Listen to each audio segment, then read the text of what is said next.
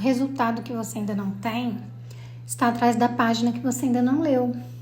E o resultado que você ainda não tem, hoje eu te digo que ele está atrás do ambiente e do hábito que você ainda não ajustou na sua vida.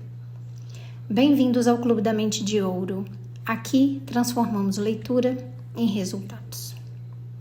Livro Hábitos Atômicos, de James Clear. Estamos estudando a primeira lei de mudança de comportamento humano, que se chama Torne-o Claro. Torne esse hábito, esse comportamento claro. Torne-o óbvio, para que você possa assimilar ele na sua rotina. Estamos no capítulo de número 6 do livro Hábitos Atômicos e hoje nós vamos estudar a parte de número 2, ok? Então vamos avançando, no capítulo 6. O título do capítulo 6 é A Motivação é Superestimada. O ambiente é mais relevante, ok? Bom, a parte 2 do capítulo 6 já começa falando sobre uma verdade que pouca gente aceita, mas que é uma verdade. Qual é essa verdade? Você não falha por falta de força de vontade. Você falha porque o seu ambiente está programado para te sabotar. E a gente nem percebe isso, Vamos pensar sobre isso durante a leitura, a gente vai ver.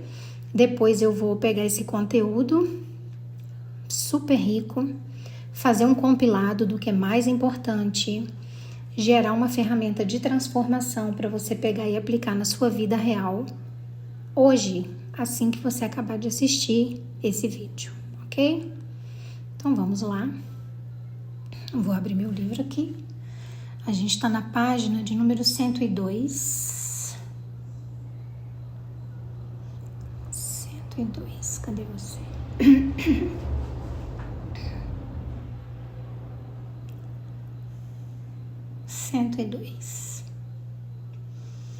Do capítulo 6, certo? E aí o título começa: Como projetar o seu ambiente para o sucesso. Então vamos lá. Durante a crise energética e o embargo de petróleo nos anos 1970, os pesquisadores holandeses começaram a prestar muita atenção ao uso de energia do país. Em um subúrbio perto de Amsterdã, eles descobriram que alguns proprietários de casas consumiam 30% menos energia do que os seus vizinhos, apesar de as casas serem de tamanho similar e do preço da eletricidade ser o mesmo. Acontece que as casas nesse bairro eram quase idênticas, exceto por um detalhe: a localização do medidor de luz. Em algumas casas ficava no porão, em outras no andar superior, no corredor principal. Como você pode imaginar, as casas com medidores localizados no corredor principal consumiam menos eletricidade. Quando o consumo de energia era óbvio e fácil de rastrear, as pessoas mudavam o seu comportamento. Todo hábito é iniciado por um estímulo, e é mais provável que percebamos aqueles que se destacam. Infelizmente, os ambientes em que vivemos e trabalhamos muitas vezes favorecem não praticar certas ações, porque não há qualquer estímulo óbvio para acionar o comportamento. É fácil não praticar violão quando ele está escondido no armário. É fácil não ler um livro quando a estante está em um canto do quarto de hóspedes. É fácil não tomar suas vitaminas quando elas estão fora de vista na despensa. Quando os estímulos que desencadeiam um hábito são sutis ou ocultos, são fáceis de ignorar. Por comparação, criar estímulos visuais óbvios chama sua atenção para um hábito desejado. No início dos anos 1990, a equipe de limpeza do aeroporto de Schiphol, em Amsterdã, instalou um pequeno adesivo que parecia uma mosca no centro de cada mictório. Aparentemente, quando os homens se aproximavam dos mictórios, eles apontavam para o que pensavam ser um inseto. Os adesivos melhoraram a sua pontaria e reduziram significativamente o escape ao redor dos mictórios. Análises posteriores determinaram que os adesivos reduziram os custos de limpeza do banheiro em 8% ao ano. Experimentei o poder dos estímulos óbvios em minha própria vida. Eu costumava comprar maçãs, colocá-las na gaveta de vegetais na parte inferior da geladeira e esquecê-las. No momento em que me lembrava, elas já haviam estragado. Eu não as via, então eu não as comia. Finalmente eu aceitei o meu próprio conselho e redesenhei o meu ambiente. Comprei uma tigela grande e coloquei no meio da bancada da cozinha. Da próxima vez que eu comprei maçãs, foi lá que as coloquei, bem no meio da cozinha, onde eu podia vê-las. Quase como mágica, comecei a comer algumas maçãs todos os dias, simplesmente porque estavam à vista e não escondidas. Eis algumas maneiras de redesenhar o seu ambiente e tornar os estímulos para os seus hábitos preferidos mais óbvios. Se quiser se lembrar de tomar a sua medicação toda noite, coloque o frasco de comprimidos bem ao lado da pia do banheiro. Se quiser praticar violão com mais frequência, coloque-o em um suporte no meio da sala de estar. Se quiser se lembrar de enviar mais cartões de agradecimento, mantenha uma pilha de papel de carta na sua mesa. Se quiser beber mais água, encha algumas garrafas de água todas as manhãs e as espalhe pelas áreas mais frequentadas da casa. Se quiser transformar o hábito em uma grande parte de sua vida, torne o estímulo grande parte de seu ambiente. Os comportamentos mais persistentes geralmente têm vários estímulos. Pense em quantas maneiras diferentes um fumante pode ser levado a pegar um cigarro. Dirigindo o carro, vendo um amigo fumar, sentindo-se estressado no trabalho e assim por diante. A mesma estratégia pode ser empregada para criar bons hábitos. Ao espalhar estímulos ao seu redor, você aumenta as chances de se lembrar do seu hábito ao longo do dia. Certifique-se de que a melhor escolha seja sempre a mais óbvia. Tomar uma decisão melhor é fácil e natural quando os gatilhos dos bons hábitos estão bem à sua frente. A reconfiguração do ambiente é poderosa, não apenas porque influencia o modo como nos envolvemos com o mundo, mas também porque raramente é uma criação nossa. A maioria das pessoas vive em um mundo que os outros criaram para elas. Mas você pode modificar os espaços em que vive e trabalha para aumentar a sua exposição a estímulos positivos e reduzir os negativos. O planejamento do ambiente permite retomar o controle e se tornar o arquiteto da sua vida.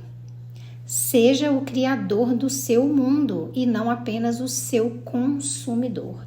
Essa frase é forte, né? Próximo título é O contexto é o estímulo. Os estímulos ou gatilhos que desencadeiam um hábito podem começar de maneira muito específica. Mas com o passar do tempo, os seus hábitos se associam não apenas a um único gatilho, mas a todo o contexto que cerca o comportamento. Por exemplo, muitas pessoas bebem mais em situações sociais do que jamais beberiam sozinhas. O gatilho raramente é um estímulo único, mas sim toda a situação. Ver seus amigos pedindo bebidas, ouvir a música no bar, ver as cervejas sendo servidas. Mentalmente, atribuímos os nossos hábitos aos locais em que eles ocorrem, a casa, o escritório, a academia. Cada local desenvolve uma conexão com determinados hábitos e rotinas. Você estabelece um relacionamento particular com os objetos em sua mesa, com os itens na bancada da sua cozinha, com as coisas no seu quarto. O nosso comportamento não é definido pelos objetos no ambiente, mas pelo nosso relacionamento com os objetos no ambiente. Na verdade, essa é uma maneira útil de pensar sobre a influência do ambiente no seu comportamento. Pare de pensar no ambiente como um conjunto de objetos. Comece a pensar no ambiente com base nos relacionamentos. Pense em como você interage com os espaços a seu redor. Para uma pessoa, o sofá é o lugar onde ela lê por 1 hora toda noite. Para outra, o mesmo sofá é o local em que assiste à televisão e toma sorvete depois do trabalho.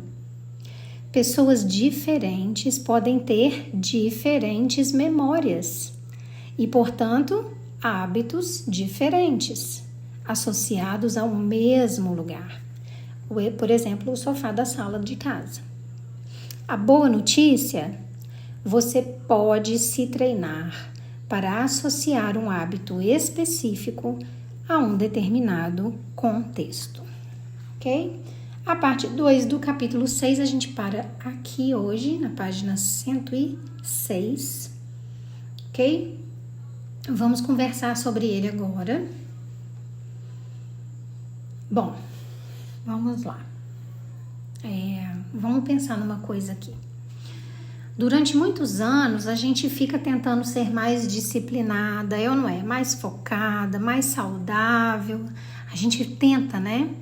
Anos a fio. Mas a verdade é que a gente continua cercada pelos mesmos estímulos de sempre que criaram os hábitos antigos, né?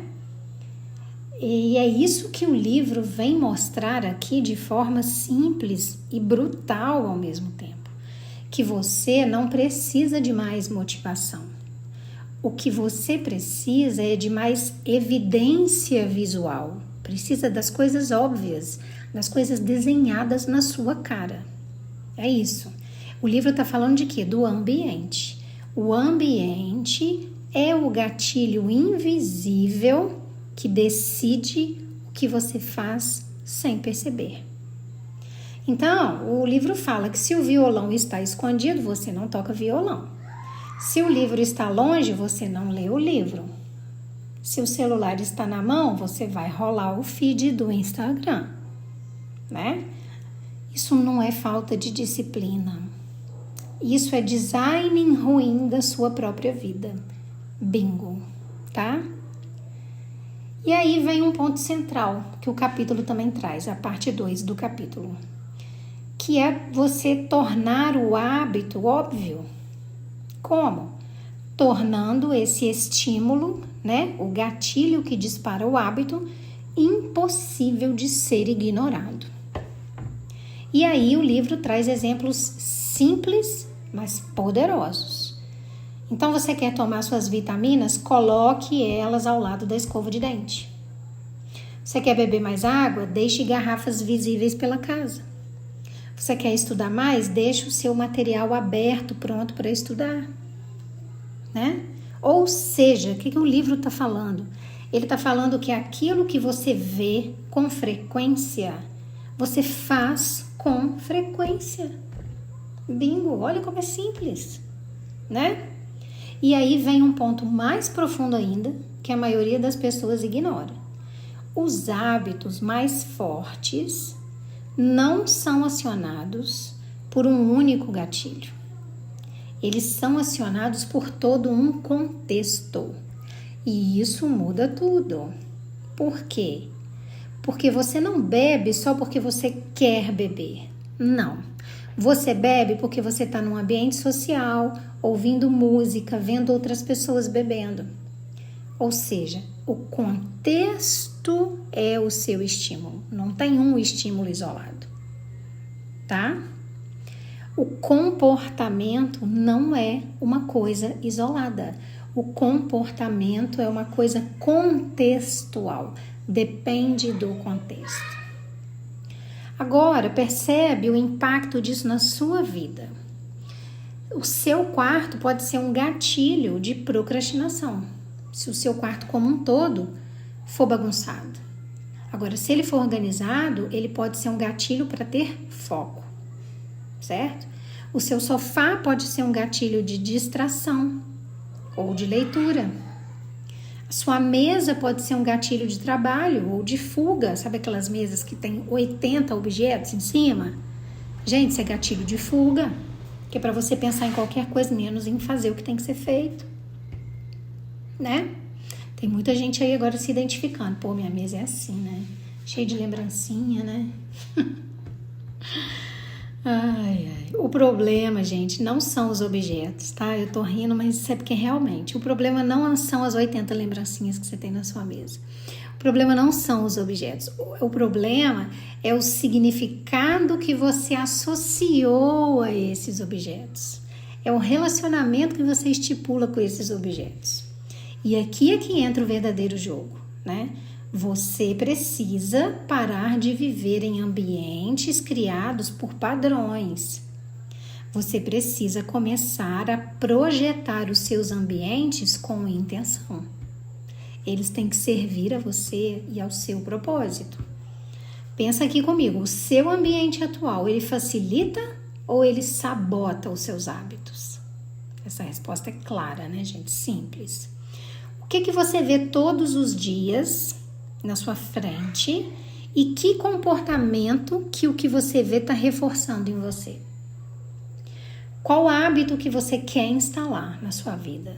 E qual estímulo visual você precisa criar para instalar esse hábito? Nossa, eu tô desidratada, eu preciso beber mais água. É o hábito que eu preciso instalar. Qual estímulo? Uma garrafa d'água em cada cômodo da minha casa, perto do lugar do cômodo em que eu vou ficar, certo?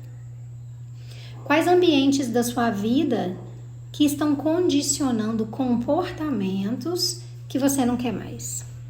Pensa aí. Entenda também que você não precisa de mais motivação, você precisa de um ambiente que trabalhe ao seu favor, ok? Que te ajude. Na minha cartilha Mente de Ouro, eu te ensino exatamente isso. Como que você reprograma não só a sua mente, mas também o seu ambiente, para que ele se torne um aliado da sua evolução e não um inimigo. Porque a prosperidade, ela não nasce só do pensamento. Ela nasce de uma estrutura que você cria, ok? E o ambiente é parte dessa estrutura, sem dúvida. Ele também tem um bônus, que é o cofre dourado da prosperidade, que traz exercícios práticos curtinhos para você reforçar essa mentalidade em você e fazer com que tudo aconteça, ok? Então, eu vou deixar o link na descrição do vídeo e no primeiro comentário fixado e ficarei extremamente lisonjeada se vocês acessarem. Agora, escreve aqui nos comentários para mim, qual é um ajuste simples no seu ambiente que você pode fazer hoje, agora, e que pode mudar completamente o seu comportamento, ok? Você já sabe, você está no Clube da Mente de Ouro, aqui não tem teoria vazia, aqui é vida real, aqui você não depende de motivação, porque aqui você constrói sistemas que funcionam na sua vida. Lembre-se, gente, sempre, ambientes moldam sim comportamentos e os comportamentos constroem os destinos de vocês. Você é o que você faz, ok? Você não vive no ambiente que você tem, você vive no ambiente que você tolera. Então a motivação, ela vai falhar, mas o ambiente não, ele vai permanecer. Ok? Então, vamos modelar os ambientes onde a gente vive, não vamos apenas tolerar eles, certo? Esse é o Clube da Mente de Ouro, você já sabe, o resultado que você ainda não tem, com certeza está atrás daquela página que você ainda não leu, por isso eu tô aqui, para ler essa página para você. E esse resultado que você ainda não tem também pode estar, sabe onde? No ambiente que você ainda não teve coragem de ajustar na sua vida. Então já se inscreve no Clube da Mente de Ouro, continua comigo, porque a próxima parte do capítulo 6 é um ajuste que pode ser exatamente o que vai destravar o seu próximo nível. Um beijo grande no coração de vocês.